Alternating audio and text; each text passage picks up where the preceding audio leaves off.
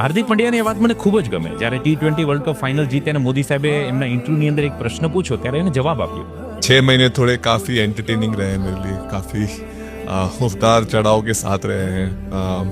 जहाँ ग्राउंड पे गया हूँ और पब्लिक ने बूइंग किया है और बहुत सारी चीज़ें गई और हमेशा मैंने माना था कि मैं जवाब अगर दूंगा तो मैं खेल से दूंगा, कभी अपने जवाब से नहीं दूंगा.